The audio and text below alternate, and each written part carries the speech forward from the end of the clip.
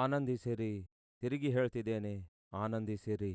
ನಿಮ್ಮ ಸಹನೆ ಸಕಲ ಜನರಿಗೆಲ್ಲ ತಿಳಿಯಪಡಿಸಿರಿ. ಆನಂದಿಸಿರಿ ಅನ್ನುತ್ತಾನೆ. ಎಲ್ಲಿರುತ್ತೆ ಆನಂದ? ಸೆರೆಮನೆಯಲ್ಲಿ, ಸರಪಣಿಗಳ ಮಧ್ಯದಲ್ಲಿ ಆನಂದ? ದಯವಿಟ್ಟು ಕೇಳ್ರಿ. ಕ್ರೈಸ್ತಿಯ ಜೀವಿತದಲ್ಲಿ, ಕ್ರೈಸ್ತಿಯ ಯಾತ್ರೆಯಲ್ಲಿ ಪ್ರತಿ ಶ್ರಮೆಯ ಹಿಂದೆ ಆಶೀರ್ವಾದವನ್ನು, ಮಹತ್ ಕಾರ್ಯವನ್ನು ದೇವರು ಕೂಡಿಸಿಟ್ಟಿದ್ದಾರೆ. ಪೌಲನ ಪ್ರಯಾಸಕ್ಕೆ ಈ ಅದ್ಭುತವಾದ ಸಭೆಯು ಸ್ಥಾಪಿಸಲ್ಪಟ್ಟಿದೆ ಎಂಬ ವಾಸ್ತವ ಅವನ ಜ್ಞಾಪಕಕ್ಕೆ ಬಂದಾಗ ಅವರನ್ನು ಮೆಚ್ಚಿಕೊಳ್ಳುತ್ತಾ, ಅವರನ್ನು ಪ್ರೋತ್ಸಾಹಿಸುತ್ತಾ ಈ ಪತ್ರಿಕೆಯನ್ನು ಬರೆಯುತ್ತಾನೆ. 3 ವಿಷಯಗಳಿಲ್ಲಿವೆ. 1, ಮೊದಲನೇ ಅಧ್ಯಾಯದಲ್ಲಿ ಕ್ರಿಸ್ತನೇ ನಮ್ಮ ಜೀವವಾಗಿದ್ದಾರೆ. 2ನೇ ಅಧ್ಯಾಯದಲ್ಲಿ ಕ್ರಿಸ್ತನೇ ನಮ್ಮ ಮಾದರಿಯಾಗಿದ್ದಾರೆ. 3ನೇ ಅಧ್ಯಾಯದಲ್ಲಿ ಕ್ರಿಸ್ತನೇ ನಮ್ಮ ನಿರೀಕ್ಷೆಯಾಗಿದ್ದಾರೆ. 4ನೇ ಅಧ್ಯಾಯದಲ್ಲಿ ಕ್ರಿಸ್ತನೇ ನಮ್ಮ ಬಲವಾಗಿದ್ದಾರೆ. ನನ್ನನ್ನು ಬಲಪಡಿಸುವ ಆತನಲ್ಲಿದ್ದುಕೊಂಡು ಸಮಸ್ತವನ್ನು ನಾನು ಮಾಡಲು ಶಕ್ತನಾಗಿದ್ದೇನೆ ಎಂಬುದಾಗಿ ಪೌಲನು ಇಗೋ ಈ ಫಿಲಿಪ್ಪಿ ಪಟ್ಟಣದಲ್ಲಿರುವ ಸಭೆಯ ಸದಸ್ಯರಿಗೆ ಈ ಪತ್ರಿಕೆಯನ್ನು ಅವನು ಬರೆಯುತ್ತಾನೆ. ಈ ಪತ್ರಿಕೆಯನ್ನು ನೀವು ಓದುವುದಾದರೆ ಇದರಲ್ಲಿ ಅನೇಕ ವಿಷಯಗಳನ್ನು ನೀವು ನೋಡ್ತೀರಿ. ಅದರಲ್ಲಿ ಒಂದು ಯಾವುದೆಂದರೆ, ಯೇಸು ಕ್ರಿಸ್ತನಲ್ಲಿದ್ದಂತಹ ಮನಸ್ಸು ನೀವು ಸಹ ಹೊಂದಿಕೊಳ್ಳಿರಿ ಅನ್ನುತ್ತಾನೆ. ಏನಾಗಿದೆ ಯೇಸು ಕ್ರಿಸ್ತನಲ್ಲಿದ್ದಂತಹ ಮನಸ್ಸು? 2ನೇ ಅಧ್ಯಾಯ 5ನೇ ವಚನ. ಕ್ರಿಸ್ತ ಯೇಸುವಿನಲ್ಲಿದ್ದಂತಹ ಮನಸ್ಸು ನಿಮ್ಮಲ್ಲಿಯೂ ಇರಲಿ. ಆತನು ದೇವ ಸ್ವರೂಪಿಯಾಗಿದ್ದರೂ ದೇವರಿಗೆ ಸರಿಸಮಾನನಾಗಿರುವುದೆಂಬ ಅಮೂಲ್ಯ ಪದವಿಯನ್ನು ಬಿಡಲೊಲ್ಲೆನು ಎಂದೆಣಿಸದೆ ತನ್ನನ್ನು ಬರಿದು ಮಾಡಿಕೊಂಡು ದಾಸನ ರೂಪವನ್ನು ಧರಿಸಿಕೊಂಡು ಮನುಷ್ಯರಿಗೆ ಸದೃಶನಾದನು. ಯೇಸುಕ್ರಿಸ್ತನೇ ನಮಗೆ ಮಾದರಿ. ಆತನು ದೇವಕುಮಾರನಾದಾಗಿಯೂ ಹೇಗೆ ತಗ್ಗಿಸಿಕೊಂಡನೋ ನಾವು ಹಾಗೆಯೇ ತಗ್ಗಿಸಿಕೊಳ್ಳಬೇಕು. ಆತನು ಸಾಕ್ಷಾತ್ ದೇವರಾದಾಗಿಯೂ ಹೇಗೆ ನಮ್ಮ ಬಗ್ಗೆ ಆಲೋಚಿಸಿದ್ದಾನೋ ನಾವು ಕೂಡ ನಮ್ಮ ಸುತ್ತಲಿರುವವರ ಕುರಿತು ಆಲೋಚಿಸಬೇಕು. ದೇವರಿಗೆ ಒಬ್ಬನೇ ಒಬ್ಬ ಮಗನಿದ್ದಾನೆ. ಆ ಒಬ್ಬನೇ ಮಗನನ್ನು ಈ ಲೋಕಕ್ಕೆ ಸೇವೆಗಾಗಿ ಕಳಿಸಿದ್ದಾರೆ. ನಾವು ಕೂಡ ನಮ್ಮ ಮಕ್ಕಳನ್ನು ಸೇವೆಗೆ ಕಳುಹಿಸಬೇಕು. ಇಂತಹ ಸಂದೇಶಗಳನ್ನು ಕೂಡಿರುವಂತಹ ವಾಕ್ಯಗಳನ್ನು ಬರೆಯುತ್ತಾ ಈ ಪತ್ರಿಕೆ ಅವರಿಗೆ ಕಳಿಸುತ್ತಾನೆ. ಜಾಗ್ರತೆಯಿಂದ ಪರಿಶೀಲಿಸಿ ನೋಡುವುದಾದರೆ ಫಿಲಿಪ್ಪಿಯ ಪತ್ರಿಕೆಯಲ್ಲಿ ಎಲ್ಲಿಯೂ ಕೂಡ ಗದ್ರಿಕೆಯ ಕುರಿತು ನಾವು ನೋಡುವುದೇ ಇಲ್ಲ. ಮೆಚ್ಚಿಕೊಳ್ಳುವುದನ್ನು ನಾವು ನೋಡ್ತೇವೆ. ಕ್ರಿಸ್ತನೇ ಮಾದರಿ. ಆತನನ್ನೇ ಮಾದರಿಯನ್ನಾಗಿಟ್ಕೊಳ್ರಿ. ಆತನೇ ನಮ್ಮ ಬಲ ಎಂದು ತಿಳಿದುಕೊಳ್ಳಿರಿ. ಫಿಲಿಪಿಯರಿಗೆ ಬರೆದ ಪತ್ರಿಕೆ, ಕೊಲೊಸ್ಸೆದವರಿಗೆ ಬರೆದ ಪತ್ರಿಕೆ, ಫಿಲಮೋನನು ಎನ್ನುವಂತಹ ಭಕ್ತನಿಗೆ ಬರೆದ ಪತ್ರಿಕೆ, ಈ 4 ಪತ್ರಿಕೆಗಳು ಕೂಡ ರೋಮದಲ್ಲಿ ಪೌಲನು ಸೆರೆಮನೆಯಲ್ಲಿದ್ದಾಗ ಈ ಸಭೆಗಳನ್ನು ಉದ್ದೇಶಿಸಿ ಬರೆದಂತಹ ಪತ್ರಿಕೆಗಳಾಗಿವೆ. ಕೇಳಿದ ಸುವಾರ್ತೆಯಾಗಿರಬಹುದು, ಸ್ಥಾಪಿಸಿದ ಸಭೆಗಳಾಗಿರಬಹುದು, ಸಭೆಯಲ್ಲಿ ಸಾರಲ್ಪಡುತ್ತಿರುವ ಸಂದೇಶಗಳಾಗಿರಬಹುದು, ಇವೆಲ್ಲ ಮಾಡ್ತಾ ಇರೋದು ಯಾರೆಂದರೆ ಎಪಫ್ರನು. ಅಂದರೆ ಕೊಲೊಸ್ಸೆ ಎನ್ನುವಂತಹ ಆ ಪಟ್ಟಣದಲ್ಲಿರುವ ಸಭೆಯನ್ನು ಸ್ಥಾಪಿಸಿದ್ದು ಎಪಫ್ರನು ಎನ್ನುವಂತಹ ಒಬ್ಬ ಪೌಲನ ಶಿಷ್ಯನು. ಎಲ್ಲಾ ಸ್ಥಳಗಳಿಗೆ ಪೌಲನೊಬ್ಬನೇ ಹೋಗಿ ಸಭೆ ಸ್ಥಾಪಿಸುವುದು ಆಗದೇ ಇರೋದ್ರಿಂದ ಪೌಲನು ಮಾಡಿದ್ದೇನೆಂದರೆ ಶಿಷ್ಯರನ್ನು ತಯಾರು ಮಾಡಿಕೊಳ್ತಾನೆ. ಗಮನ ಕೊಟ್ಟು ಕೇಳಿರಿ. ಮೊದಲ ಪ್ರಯಾಣದಲ್ಲಿ 3 ಸೇರಿ ಹೋಗ್ತಾರೆ. 2ನೇ ಪ್ರಯಾಣದಲ್ಲಿ 4 ಜನ ಹೋಗ್ತಾರೆ. 3ನೇ ಪ್ರಯಾಣದಲ್ಲಿ 8 ಮಂದಿ ಹೋಗ್ತಾರೆ. ಮೊದಲ ಪ್ರಯಾಣದಲ್ಲಿ 2000 ಕಿಲೋಮೀಟರ್ ದೂರ ಹೋಗ್ತಾರೆ.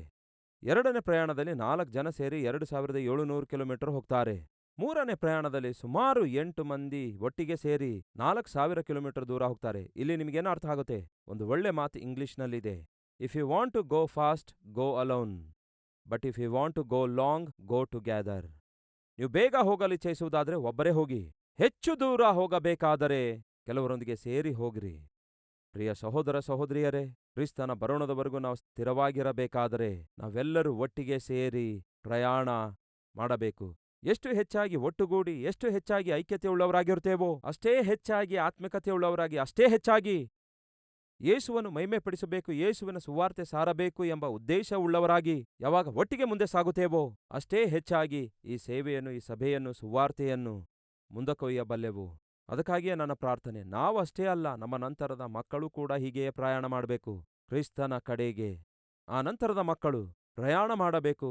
ನಮ್ಮ ಹಿಂದೆ ನಾವು ಹೋಗುವ ಸ್ಥಳಕ್ಕೆ ಅವರು ಬರಬೇಕೆಂಬುದಾಗಿ ನಾವು ಮಾದರಿಯನ್ನು ತೋರಿಸಿಕೊಡಬೇಕು. ಹಾಗಾಗಿ ಎಲ್ಲರೂ ಪ್ರಾರ್ಥನೆ ಮಾಡೋಣ, ದೇವರಿಗೆ ಬೇಡಿಕೊಳ್ಳೋಣ. ಪ್ರಭುವೇ, ಆ ಪೌಲನಿಗಿರುವ ಪೌರುಷ ನಮಗೂ ದಯಪಾಲಿಸಿರಿ, ಹೋರಾಟದ ಮನಸ್ಸು ನಮಗೂ ದಯಪಾಲಿಸಿರಿ, ಪರಿಶುದ್ಧವಾದ ಜೀವಿತ ನಮಗೆ ದಯಪಾಲಿಸಿರಿ, ವಿಶೇಷ ಶ್ರದ್ಧೆ ನಮಗೂ ದಯಪಾಲಿಸಿರಿ.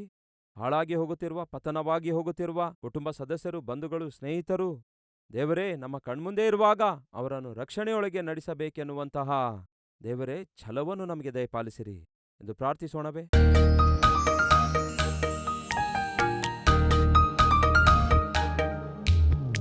ಮಹಾಪರಿಶುದ್ಧನಾದ ಪ್ರೀತಿಯುಳ್ಳ ತಂದೆಯೇ, ನಮ್ಮೊಂದಿಗೆ ನೇರವಾಗಿ ಮಾತಾಡಿದಿರಿ. ಪೌಲನು ಎಷ್ಟೋ ಶ್ರದ್ಧೆಯುಳ್ಳವನಾಗಿದ್ದನು ದೇವರೇ. ಟೈಮ್ ಪಾಸ್ಗೋಸ್ಕರ ಸುವಾರ್ತೆ ಸಾರಲಿಲ್ಲ, ಪಾರ್ಟ್ ಟೈಮ್ಗೋಸ್ಕರ ಸುವಾರ್ತೆ ಸಾರಲಿಲ್ಲ, ಸಂಬಳಕ್ಕೋಸ್ಕರ ಸುವಾರ್ತೆ ಸಾರಲಿಲ್ಲ, ಜೀವನೋಪಾಯಕ್ಕಾಗಿ ಸುವಾರ್ತೆ ಸಾರಲಿಲ್ಲ, ಇಲ್ಲವೇ ಹೊಟ್ಟೆಪಾಡಿಗಾಗಿ ಸುವಾರ್ತೆ ಸಾರಲಿಲ್ಲ. ತನ್ನ ಬದುಕನ್ನೇ ಪಣವಾಗಿಟ್ಟು ಸುವಾರ್ತೆ ಸಾರ್ತಾನೆ. ತನ್ನ ಪ್ರಾಣವನ್ನೇ ಪಣವಾಗಿಟ್ಟು ದೇವರೇ ಪ್ರಯಾಸಪಟ್ಟು ಪ್ರಯಾಣ ಮಾಡಿ ಆಯಾ ಪ್ರಾಂತ್ಯಗಳಲ್ಲಿ ಅನೇಕ ಸಭೆಗಳನ್ನು ಸ್ಥಾಪಿಸಿ ಅವರು ಹೇಗಿದ್ದಾರೋ ಎಂದು ತಿಳ್ಕೊಳ್ಳಲು ಮತ್ತೆ ಹೋಗಿ ಅವರನ್ನು ಕಂಡುಕೊಂಡು ಹೋಗಲಾರದಂತಹ ಸ್ಥಳಗಳಿಗೆ ತನ್ನ ಪತ್ರಿಕೆಗಳ ಮೂಲಕ ಸಂದೇಶವನ್ನು ಕಳಿಸುತ್ತಾ ಯಾವ ರೀತಿ ತನ್ನ ಆತ್ಮಿಕ ಮಕ್ಕಳನ್ನು ಕಾಪಾಡಿಕೊಳ್ತಾ ಇದ್ದನೋ ಅದೇ ರೀತಿಯಾಗಿ ದೇವರೇ ಪ್ರತಿ ತಂದೆ ಪ್ರತಿ ತಾಯಿ ತಮ್ಮ ಮಕ್ಕಳನ್ನು ಕಾಪಾಡಿಕೊಳ್ಳಬೇಕು. ಹಾಗೆಯೇ ಪ್ರತಿ ಸಭಾಪಾಲಕನೂ ತಮ್ಮ ಆತ್ಮಿಕ ಮಕ್ಕಳನ್ನು ಆ ರೀತಿಯಾಗಿಯೇ ಕಾಪಾಡಿಕೊಳ್ಳಬೇಕು. ಅಂತಹ ಶ್ರದ್ಧೆ, ಅಂತಹ ಪ್ರೀತಿ ದೇವರೇ ನನಗೂ ನಮ್ಮೆಲ್ಲರಿಗೂ ದಯಪಾಲಿಸಬೇಕೆಂದು ಬೇಡಿಕೊಳ್ಳುತ್ತೇನೆ. ಈ ಪ್ರಾರ್ಥನೆಯಲ್ಲಿ ಐಕ್ಯವಾಗಿರುವಂತಹ ಪ್ರತಿಯೊಬ್ಬರ ಅವಶ್ಯಕತೆಯನ್ನು ದೇವರೇ ನಿಮ್ಮ ಸಮೃದ್ಧಿಯಲ್ಲಿ ತೀರಿಸಿ ನಿಮ್ಮ ನಾಮ ಮಹಿಮೆಪಡಿಸಿಕೊಳ್ಳಿರೆಂದು ಯೇಸು ಕ್ರಿಸ್ತನ ನಾಮದಲ್ಲಿ ಬೇಡಿ ಹೊಂದಿದ್ದೇವೆ ತಂದೆಯೇ, ಆಮೇನ್.